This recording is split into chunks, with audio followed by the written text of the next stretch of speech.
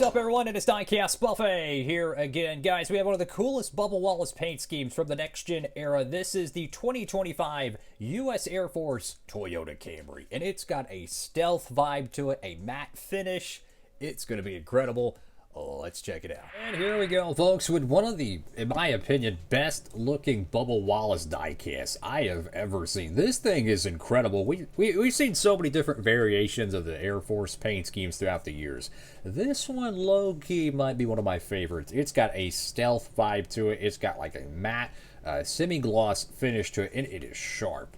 This one's just officially called the number 23 Air Force Camry.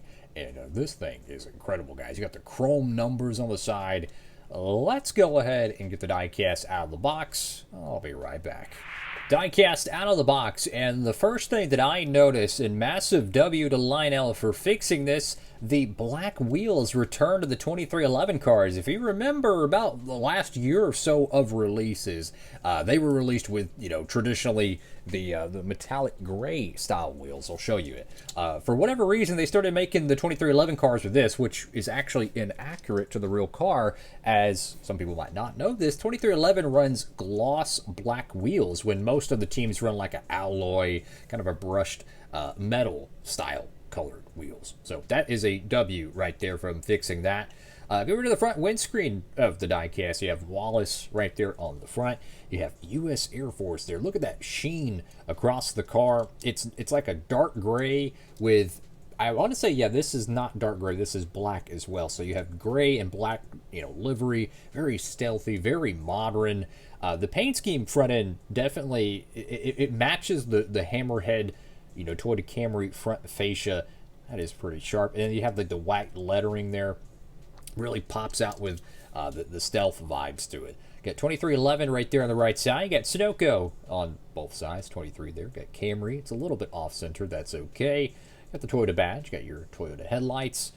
That is sharp, man. I'm so glad they fixed the wheel color, man. That was bugging me. I'm not gonna lie. Like the wheel color not being accurate to the real car. It would be like a Penske car in like 2018 being produced with just a non-painted wheel, when almost every single paint scheme was like day glow or red or orange or whatever. So having the accurate wheels, or it'd be like an MWR car in 2013 being produced without chrome wheels. Like, that would drive me nuts.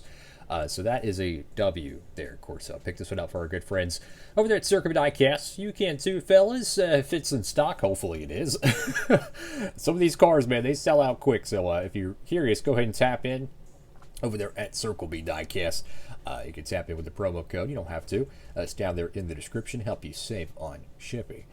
So the chrome accent, I think, is such an obvious W here, because everything on the car, you have the satin sheen. It's very stealthy, very, kind of a nighttime paint scheme style. And then you just have, bam, chrome there.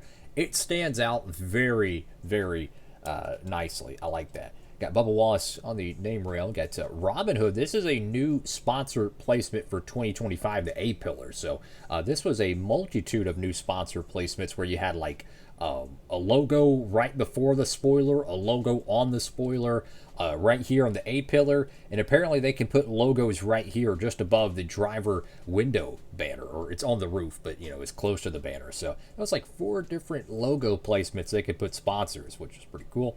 You have this like stealth fighter bomber thing. I don't know. You got a little bit of a shadow behind it. You got U.S. Air Force. You have Litos, Columbia. You got Mobile One. You got your American Ethanol ring without the American Ethanol logo there. The post has Toyota, Mac Tools, and 2311. Robin Hood there.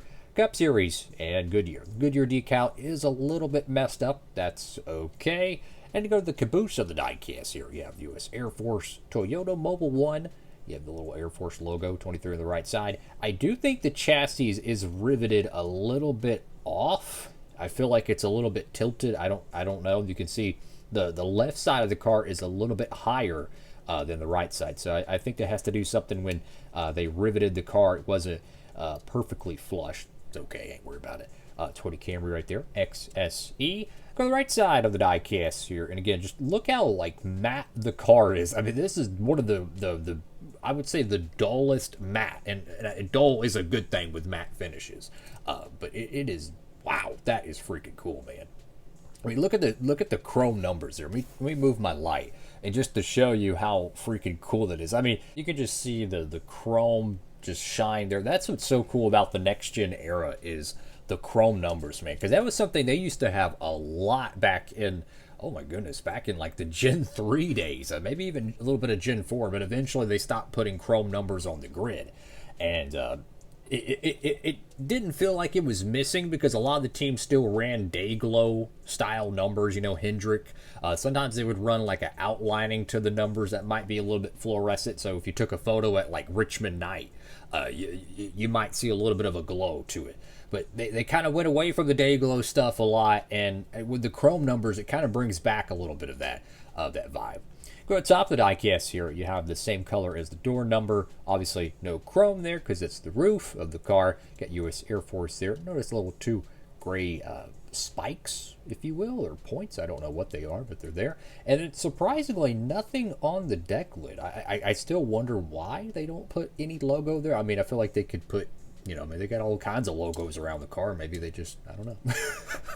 Got Wallace right there on the back window panel, and then you have your two shark fins there. Man, I can't wait for the Indianapolis race to win for Bubba Wallace. That thing's going to be incredible. What is it, the Chumba Casino car? I think that's what it's called.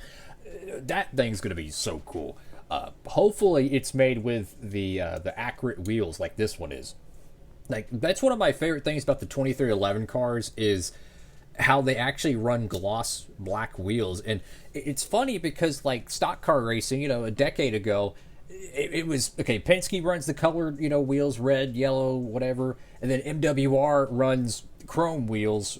Furniture Row Racing runs chrome lipped wheels. And then everybody else just runs gloss black wheels. And now with the next gen car, with the BBS style alloy wheels, everyone's running, you know, kind of the metallic-y gray brushed looked wheels. So it's really fascinating how one of my favorite like styles of wheels is the 2311 ones because they're different. I think that's just really cool. So fantastic diecast, man. Again, we've had so many different Air Force paint schemes throughout the years, going back to the Wood Brothers. You had Richard Petty's team, and then of course you had the 2311 team. There's probably some other teams that I'm forgetting that have been sponsored by U.S. Air Force, but beautiful, beautiful paint scheme. One of my favorite ones. I love the stealth vibes to it. Kind of reminds me a little bit of the Martin Truex Jr. Furniture Row Racing era, where you have like a deep matte finish to it on a Toyota Camry. It's pretty dope. So thank you all for watching the video. Make sure to like, comment, and subscribe. There's so many new 164s that have came out recently, man. If you took a vacation from diecast collecting in the month of like November or December of 2025, I mean, there's just so many freaking diecasts that have dropped. The advent calendar is amazing.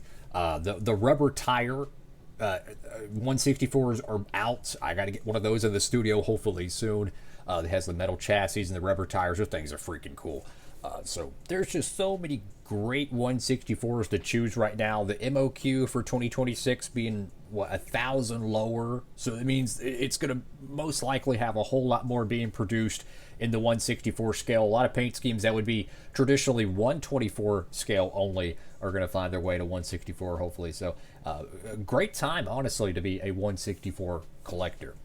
Thank you all again for watching. Have a blessed one, everybody. Highly recommend this diecast. This thing's really freaking cool, man. DB, signing off.